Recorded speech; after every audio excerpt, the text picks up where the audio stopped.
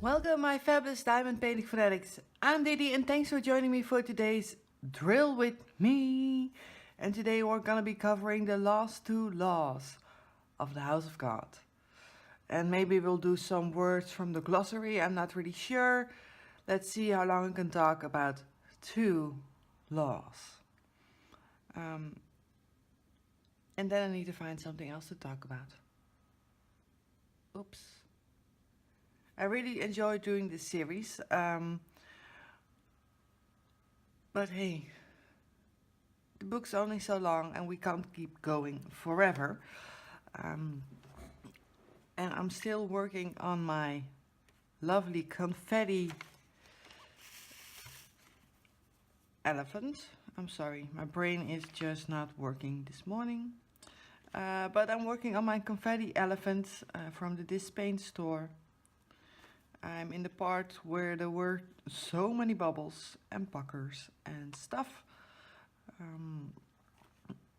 But the bubbles actually laid down after I used a little force on them. And they are looking good. And the canvas is looking amazing. You guys can't see. And I won't be posting and whip on my Instagram until I'm done, because I want this to be a surprise.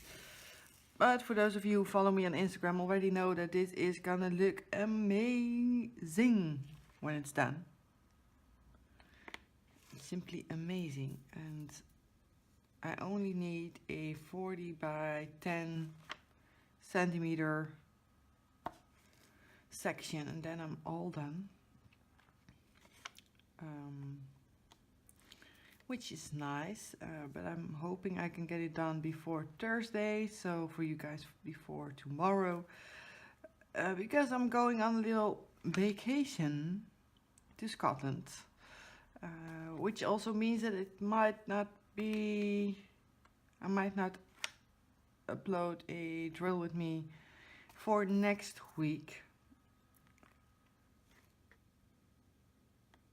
Simply because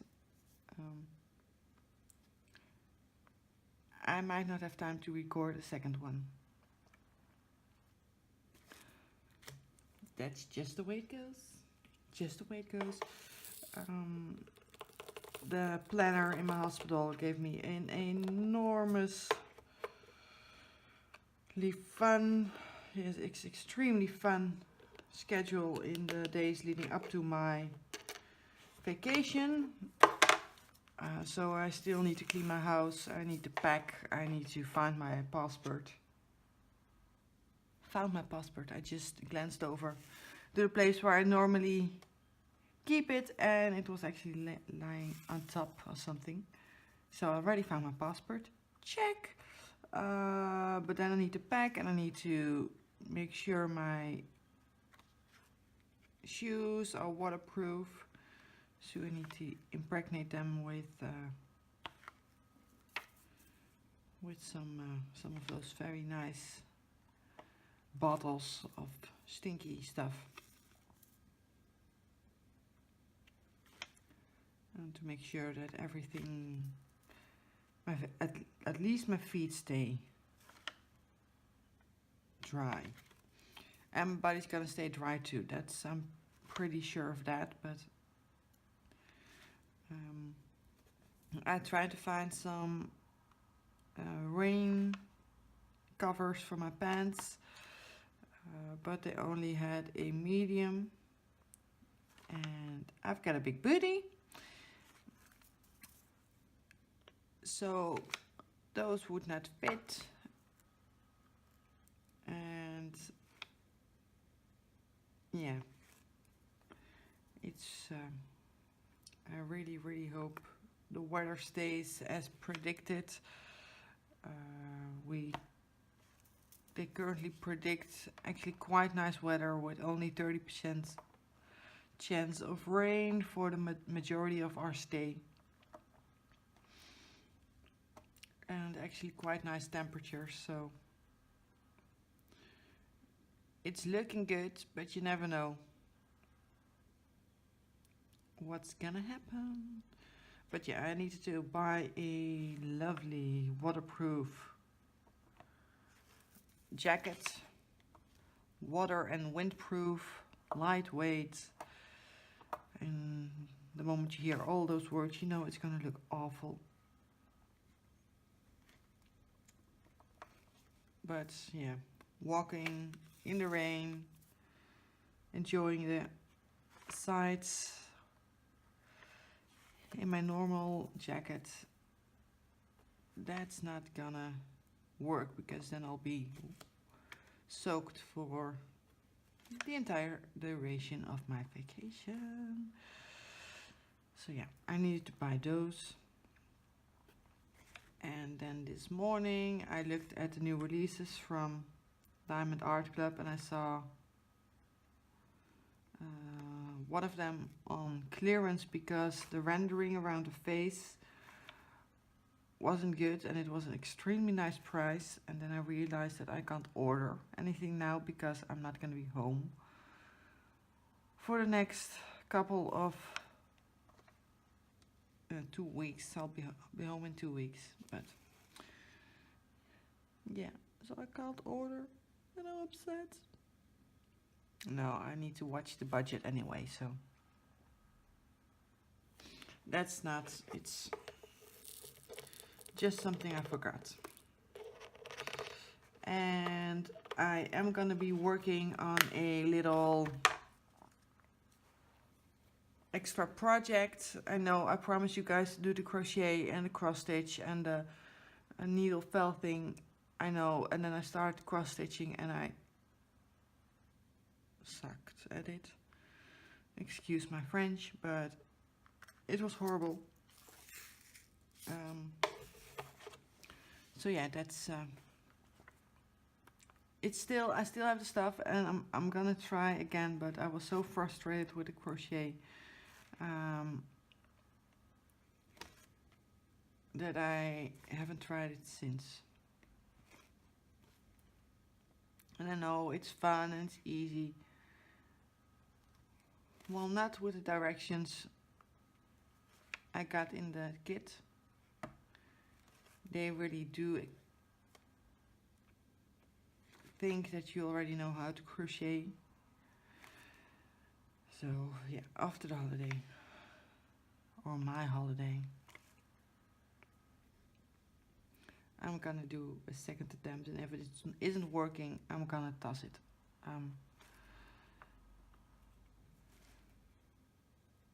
Crafting shouldn't give you hives, and trust me, at the moment it is giving me hives. Just the idea that I need to cross stitch, crochet again.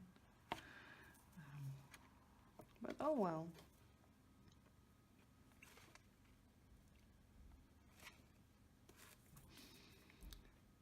And if I have the time, I'll film somewhere in the next 4 days a second drill with me for the week that I'll be in Scotland.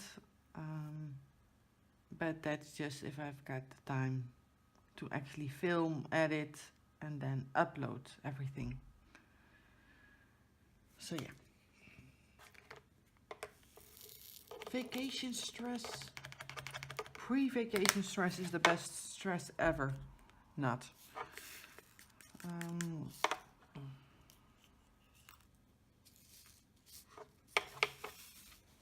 But yeah. What can you do about it? Absolutely nothing.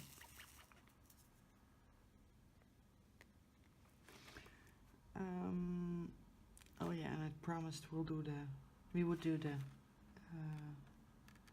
part 4. We're gonna do the last 2 laws. So give me a sec, because I'm so in the zone with this canvas that I'm just thinking, one more drill. Let's do it. Let's get it finished. And we're gonna get it finished, I hope, before my vacation. But I'm not really sure. But I'm gonna try. But anyway, the laws of the house of God. We've got 2 more left to go. And number 12 is, if the radiology resident and the BMS so the best medical student, both see a lesion on the chest x-ray. There can be no lesion there. And then I read it and I was like, I'm not really sure how they use it in the book.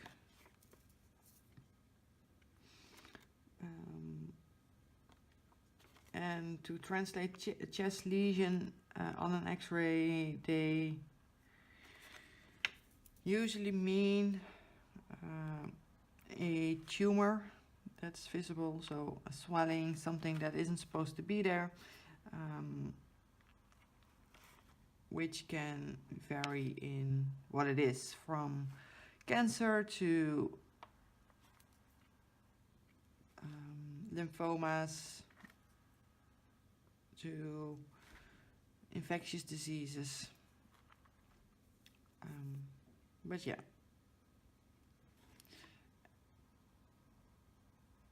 And even though, yes, if the medical student sees it, it's probably not there. I agree in some cases.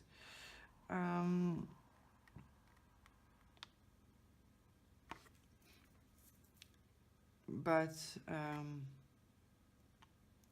I do think quite highly of radiology residents, so I can't really agree with them on that statement. But the BMS part, oh, definitely. So like we talked about last week, we do need to teach a lot while working, and most of the time it's fun.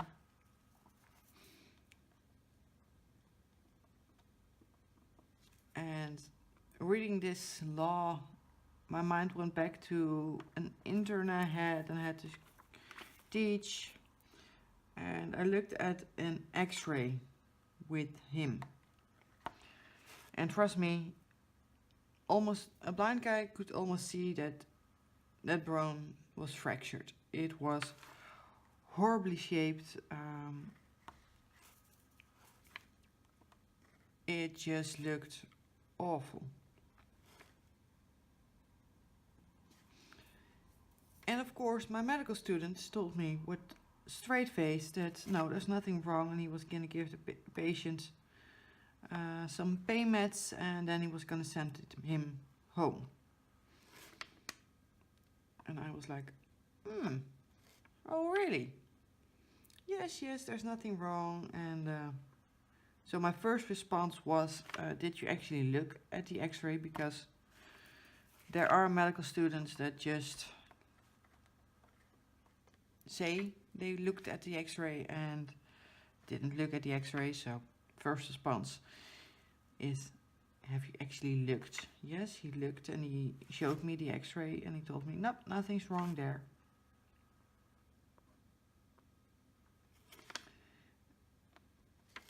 And I was like, how's your anatomy of this part? Why is that important? Well, because if you knew your anatomy, you would know that this is a horrible fracture that needs to be operated on, but oh well. And learning to read x-rays of body parts, it's hard. And I had to learn it the hard way. The first hospital I worked at, we only had a couple of older radiologists, and radiologists tend to be cranky old men. Stereotypical, they're cranky old men, and please don't disturb them because they're busy. And yes, I'm stereotyping them here. I know there are lots of very helpful, very kind radiologists. But in the hospital I worked at first, there were a few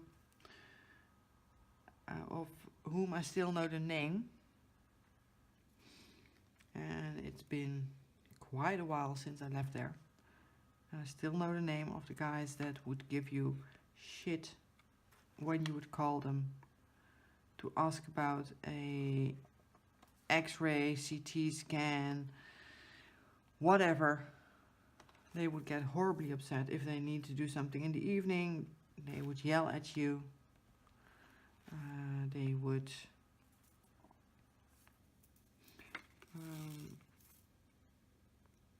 tell you that there's no indication to do that, even though you just talked to your supervisor.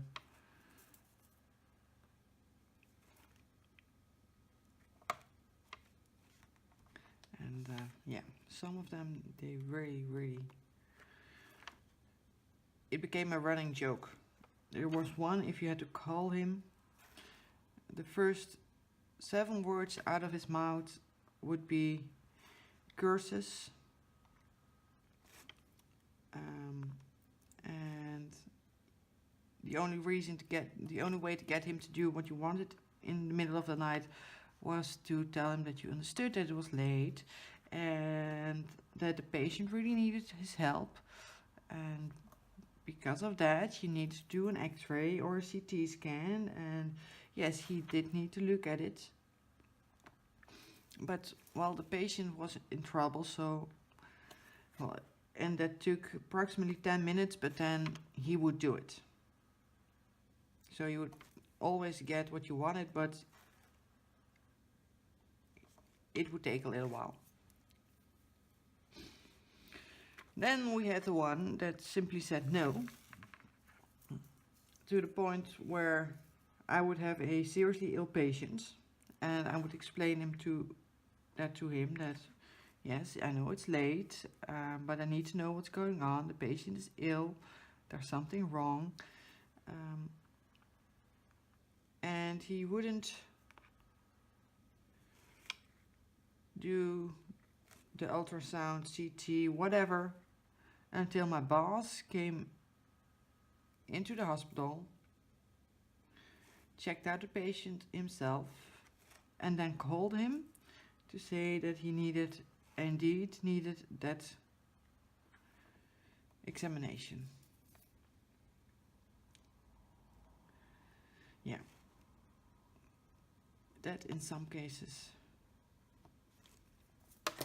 didn't always work well. Well, I had some lovely supervisors back then, and they would say, just call him and say that I want it.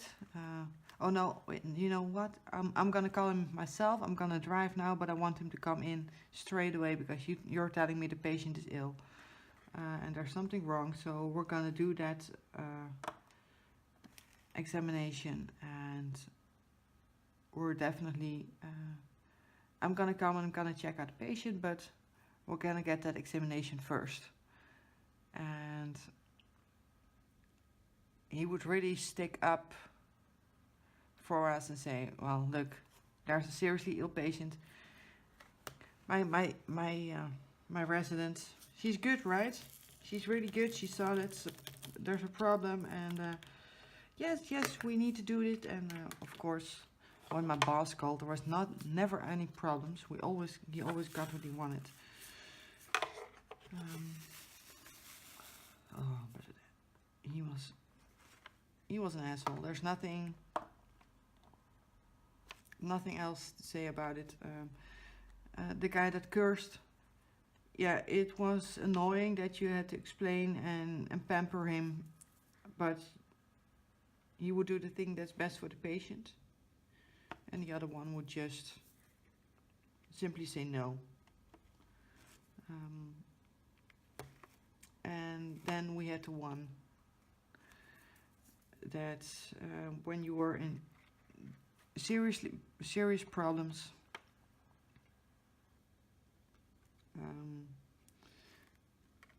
he would help you, and that went to the extent that one night shift I got a call about a post-op patient who wasn't feeling well, and when I checked her out, her blood pressure was low and her heart was racing, and she we removed her gallbladder, and blood pressure low, heart racing, and her stomach was extremely painful. So I thought there would probably be something wrong inside of her abdomen. And I was thinking, well, maybe she's bleeding inside something. First day post-op, most of the time the problem is bleeding. So I called my supervisor, he was coming in, and I tried to call the radiologist. And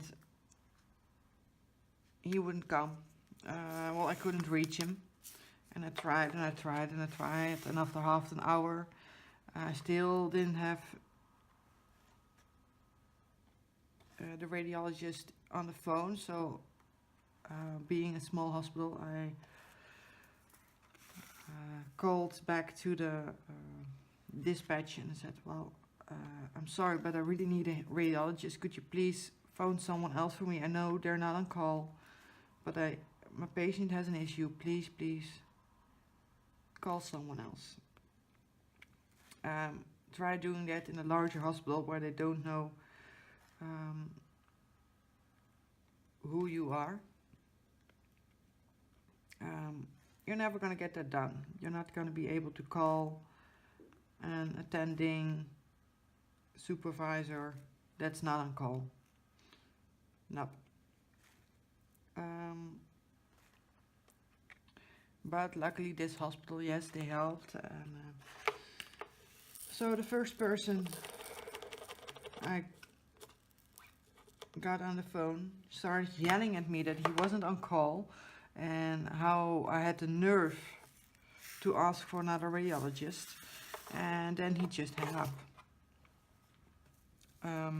The second one didn't even answer his phone. Well, must say, when I'm not on call, I might also leave my phone away from my bed. Yeah, it's your good right not to be while you're sleeping, so yeah, you can miss your phone. It's something that happens. And then I thought of our sweetheart, our favorite radiologist. All my colleagues thought so. We loved him. We absolutely would do anything he asked us to, because he was always kind and he was always there to teach, because yeah, if something's wrong, we want to know why and why we would do things. So he was always ready to teach us something and explain, and so that was also always a good thing. And so I asked to the dispatch and said, well, could you please transfer me to so and so? And he said, are you sure? I said, yeah, I'm sure. He was an older man, starting to get gray. And I said, yeah, just call him. I need someone who understands the issues and who will help.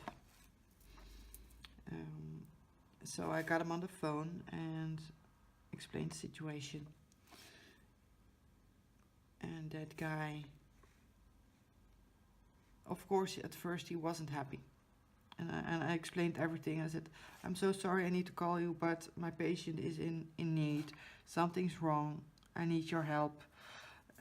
She's unstable. I can't, I think she's bleeding. Please come help me.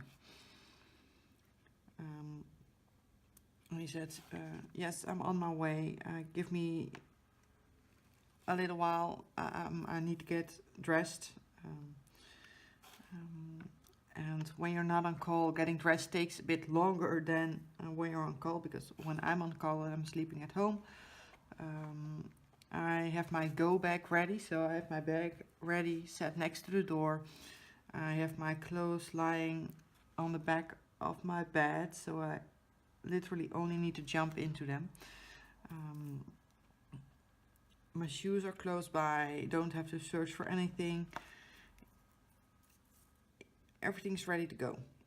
And Of course, for him it wasn't, but he came and he was kind, and he was kind to the patient, and he really helped us. And indeed, the patient was bleeding inside. As he went to surgery straight after we had the ultrasound.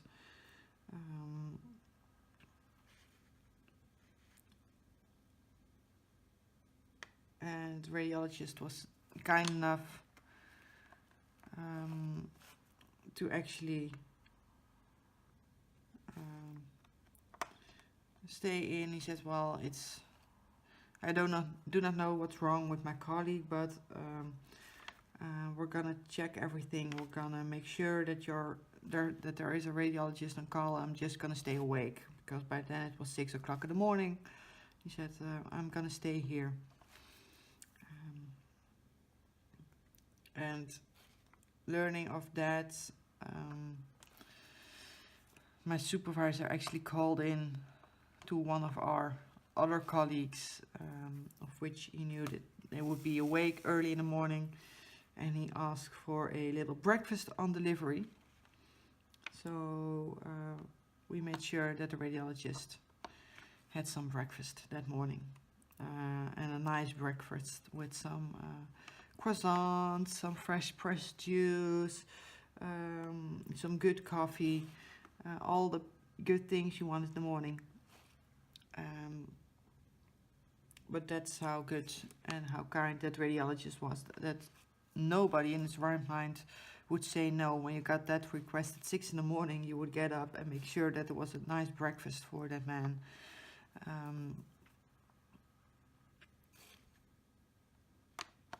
So yeah,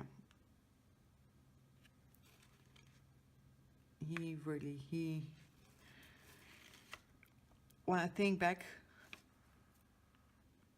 about my job there, the radiologists, they were horrible. They taught me how to really look at the images myself,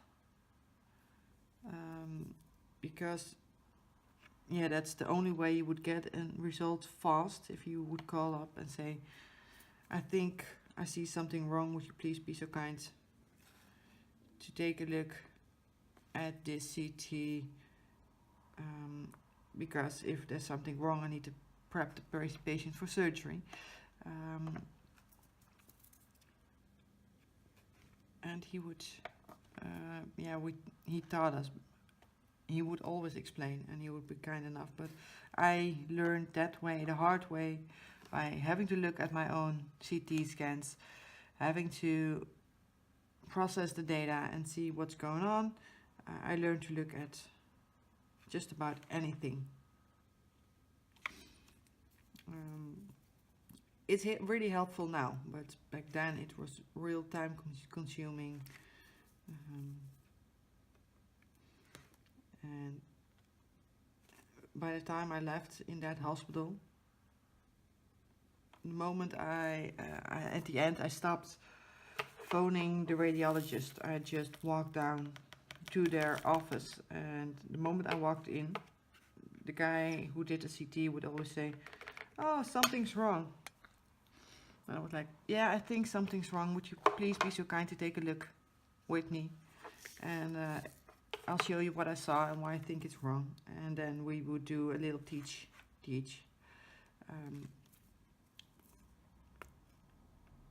And so one day I walked into their office, and they were complaining about one of my colleagues.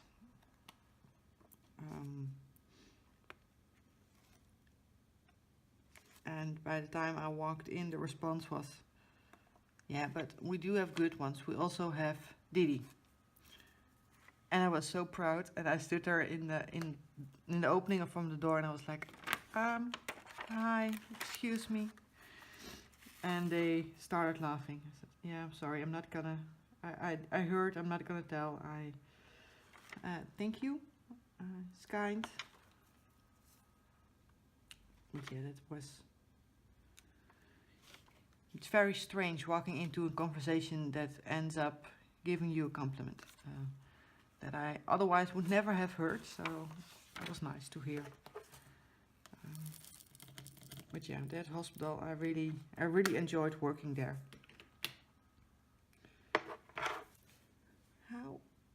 Alright, so guys, I have my easel on here, and I have a blanket covering me because I'm always cold in the morning. And it's a dark canvas, and I just found 2 round drills on there, whites, and I have no clue where they came from. Most likely from the edge of my easel, because yeah, when things fall down and they all collect down below, sometimes things come out. That's just strange. That's strange.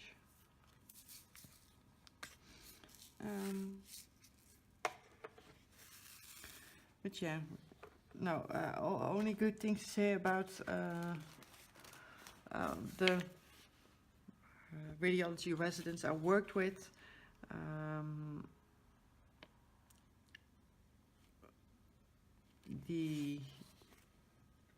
Besides they were good, they looked good. I worked in one hospital and we had a radiology resident, and he was so effing good looking. Oh, and somehow I only had to call him in the middle of the night when I was looking like poop. And I was always thinking, why? Oh well. And with that, and after half an hour, we're gonna start with the last law of the house of God. And reading this, I think this one is the one closest to my heart. I'm gonna read it to you. The delivery of medical care is to do as much nothing as possible. And you might have heard me talk about it in previous videos, especially last week's video, in which I said, well, if you don't search for it, you won't find it, and treatment will always only make your patient worse.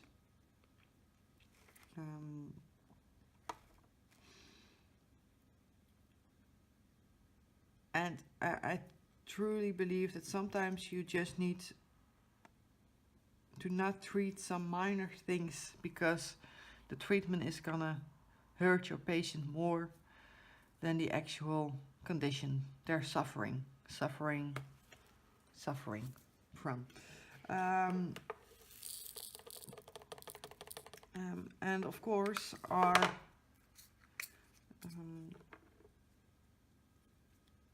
when we take our oath, the medical oath, there's actually, in Latin, we say primum non nocere, meaning first do no harm. Meaning that you need to protect your patients from harm, to always think things through before you start. Is this the right option? Is this the best thing for this patient? Are we gonna treat the patient properly, and do it with a clear conscience, do no harm.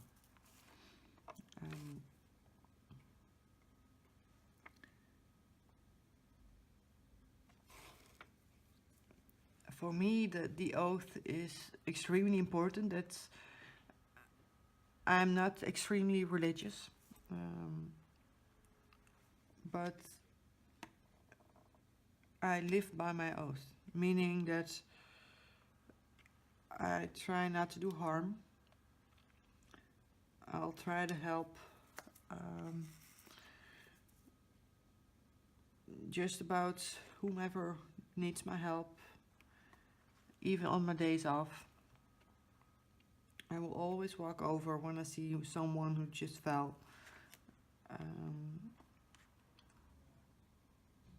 It's, even though I don't want to, sometimes when I'm on a party and there are a lot of drunk people and I see one falling over, trust me, I don't want to help. No, because then I'm working on my day off and it's annoying because you start worrying, and when something like that happens, I might have a little buzz going on. You know, just a little bit too much to drink, just a bit. Good buzz, feeling happy, having a good time, and then I'm sober, and I'm really, really sober. Not just a bit. I said, well, no. In a second, I'm sober. I don't like the humor and the jokes anymore. The night is over for me. But then again, I do need to help them, and so yeah, the oath is important to me, and it's the only thing that I hold dear. And the oath for me is, those are my own laws. That's what I live by. That's what I try to teach by.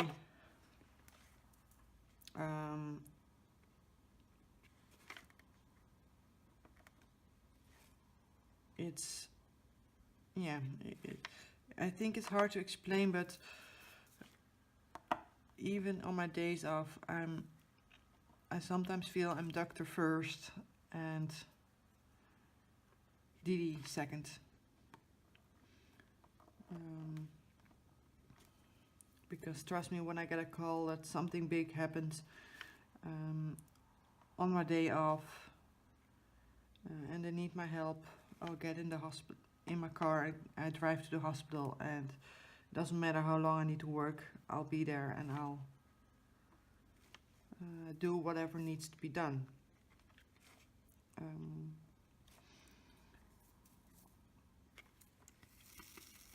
And for me, that also means that sometimes you need to be honest in the first do no harm part. Because I actually had a recent discussion, well, discussion is a big word. I admitted an elderly man who needed all kinds of help in his house, who was hardly able to walk without assistance. And when I say elderly, he was in his 90s. And when you admit a patient to the hospital, you ask what kind of code they want. So, do they want an DNR or not?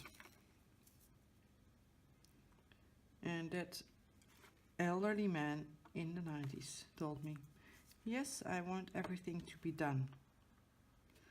And me as a doctor, I'm glad to help, but I know that I'm hurting my patient while doing that. Because when you're elderly and CPR isn't what it looks like in the movies or in the TV series. It's not like you press on the chest a couple of times and the patient just magically wakes up. No, it's a workout for the ones doing the CPR.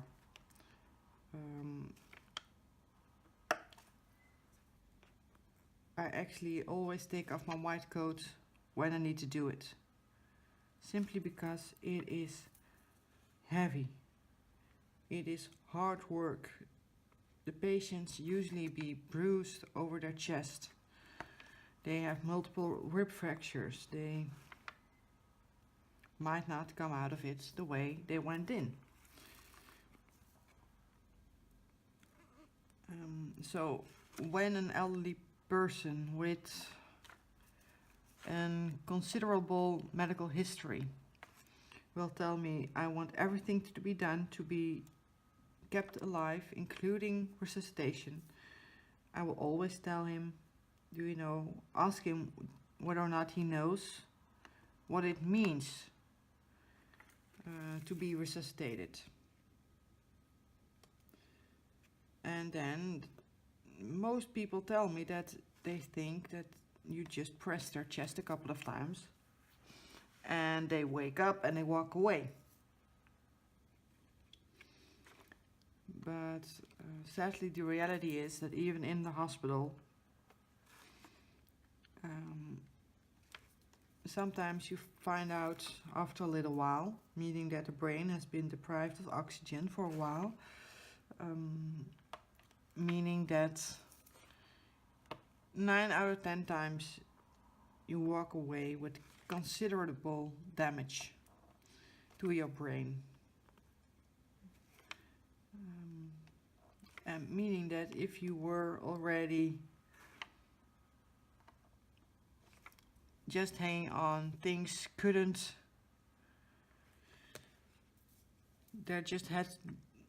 have to happen anything at all, but the minor issues would derail your entire system.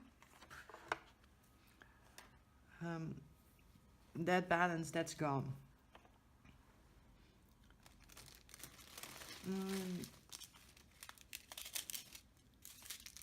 And I really, when it's the wish of the patient, yes, I'm not gonna press it too long, not in an ER. It's not the right spot, but we in the Netherlands have an amazing primary care system. And I personally would really like it if our general practitioners had the talk explained to our elderly people with considerable medical history. Maybe when your heart stops, it's good. Life isn't endless. Life, being alive means that someday you will die. And how hard it might seem that is inevitable. We all will die one day. And personally, I wouldn't mind if my heart just gave out when I'm old. You don't feel a thing. You fall asleep. I think it would be horrible growing old and simply losing more and more ability to do stuff, being in pain. I wouldn't want that. And that's just me, personal. And I know that some people might think on the other level about that. They might have a different opinion, and that's fine as well. I think that being in the medical field makes me prone to choose. I know that by the time I'll be 70, I would not want to be resuscitated at all. And that's just because I would not want to be in a situation where I can't do my stuff by myself anymore. That's just me. And I would really like, because I think that there are a lot of people that if they had proper education about what it means to be resuscitated, they might choose not to be resuscitated. And there's no shame in that, and it doesn't mean you're giving up. It means you're accepting that life ends someday. Because when you have a DNR, trust me, I'm still going to do whatever it takes to make you better. I'm still going to give you the same treatment. I'm going to try to get everything better. But by the time that everything else fails and you're not getting better and your heart gives out, please don't make me do CPR on you when you're elderly, because then we've done everything we can to solve the issue, to treat the ailments.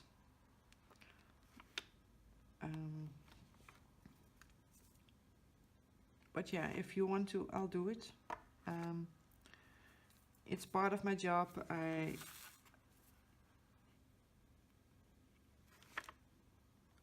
I know it's part of my job, and it's everybody's choice. But choices are made on the wrong information. And people tend to get extremely, when you need to ask the question, I hate asking the question. And to be quite honest, when someone is younger, I just walk in and I said, well, just for formality,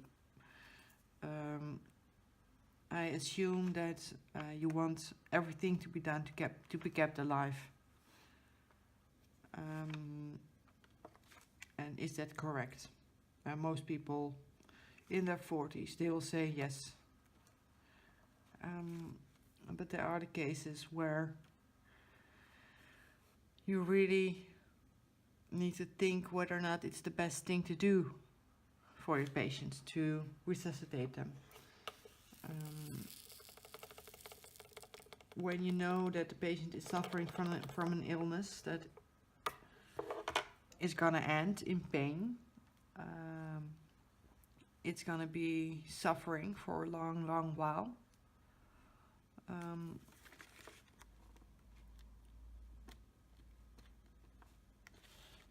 I think that as a treating doctor, it's your responsibility to explain someone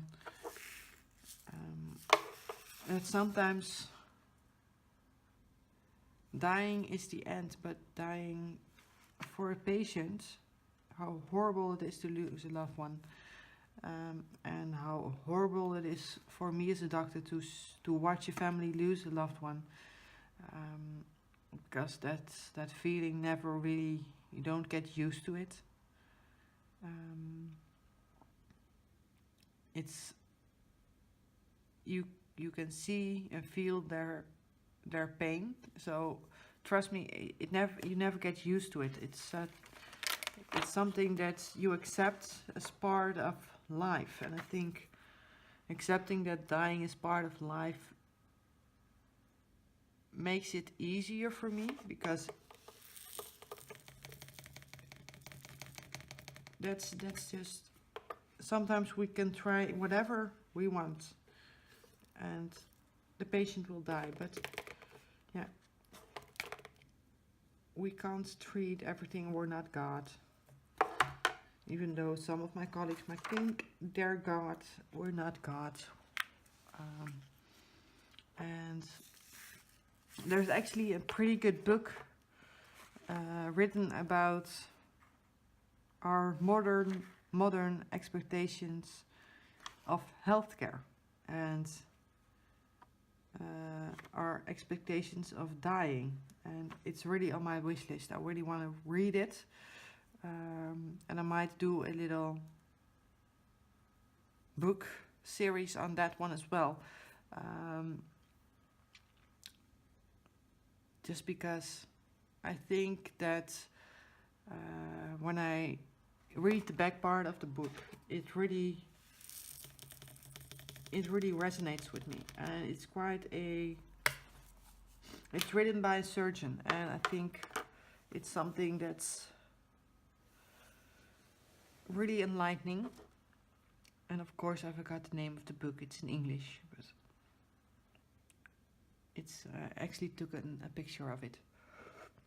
So yeah, I'm definitely gonna read that book and see how that author goes through his mind with the same questions that I have. should we always treat? Because like the law says, the law of the house of God, sometimes the best medical care is to do nothing at all, and accept and give comfort and not treat, but just let it be. Kinda. Give all the care you can do, but without doing any harm to your patient. I think that's actually a good thing. And I know, as someone from the Netherlands, where we're quite liberal in our euthanasia program, and our we're extremely liberal in that. And I know that in the States these topics are viewed differently.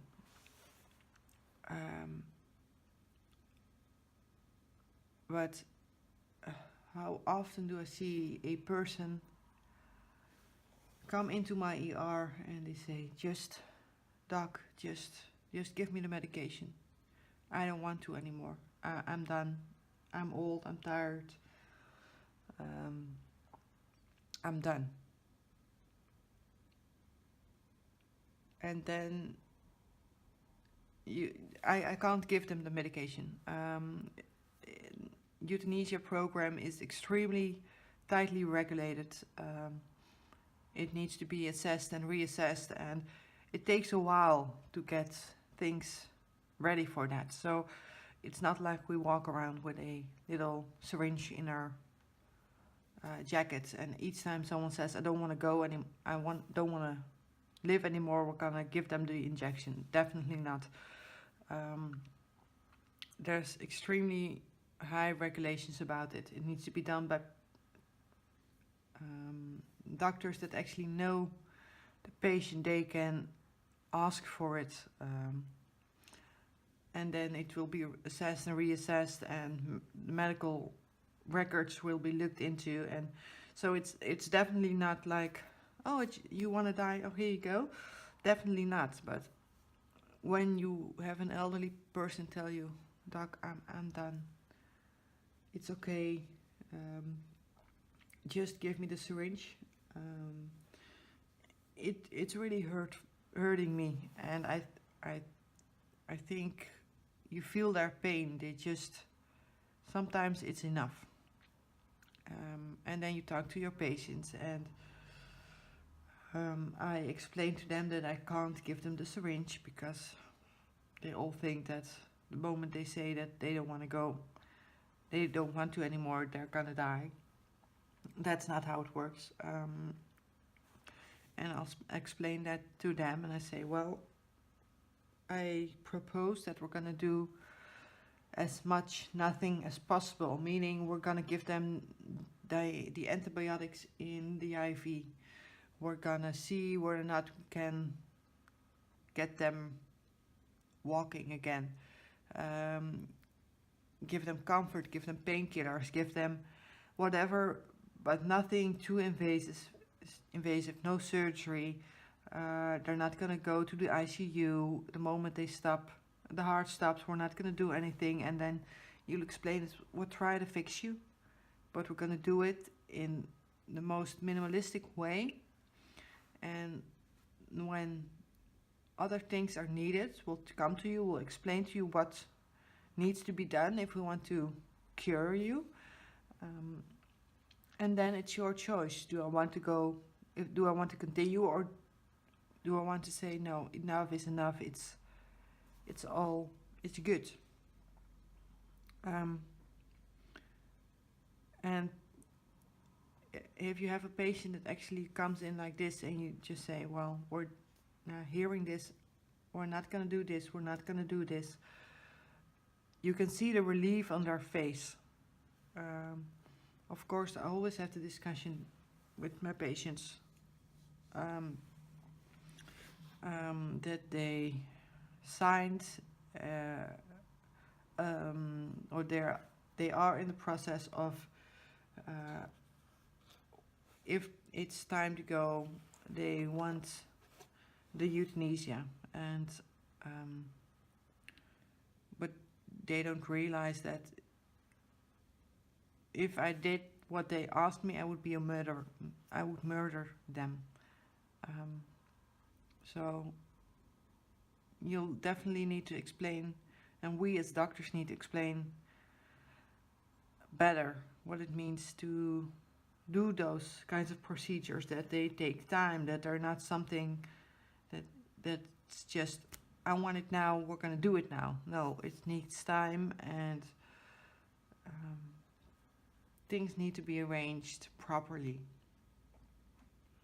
to make sure that it's not a spur of the moment thought that's gonna end this person's life. But yeah, it's end of life care. I think that's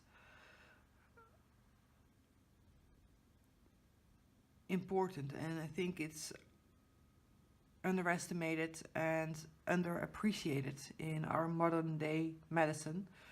And so I'm really looking forward to that other book that I'm going to be reading after my holiday, because I got 2 lovely light books for my holiday. But the other book, it's definitely gonna, I hope it's gonna give me some insights in things I might struggle with a bit. But we will see. We will see. I've been talking for almost an hour again. And all the laws of the House of God are gone. So please let me know in the comment section below if you want to do a quick glance over the glossary of this book. And I think it is really interesting because it uses a lot of the medical terms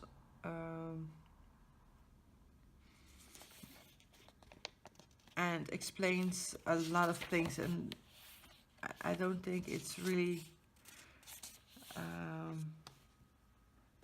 that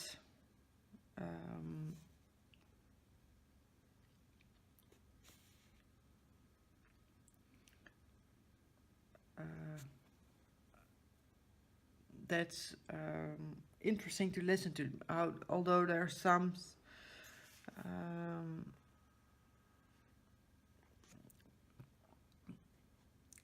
that are really funny, so I might just pick some out and talk about those.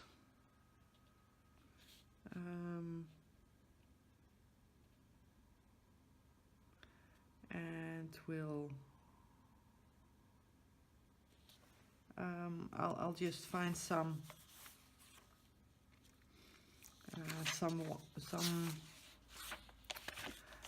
words that I want to go over with you.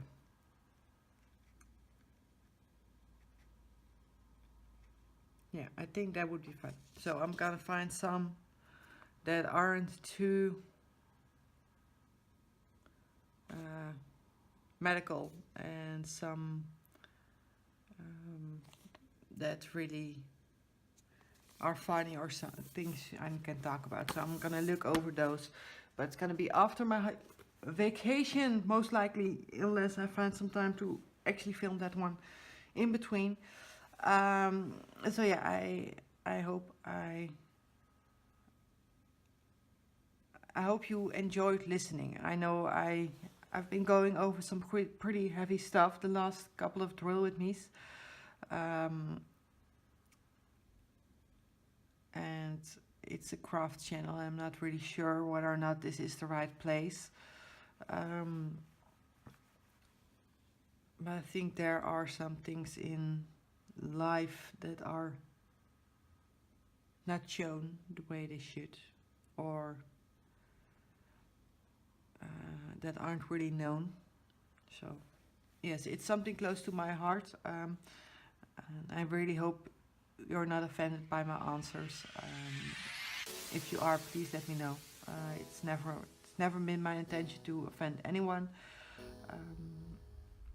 I know that I might think differently than most people, but this is my opinion, and you can have yours. And I really hope that you, even though you might not agree with me, enjoyed your craft this afternoon, evening or morning.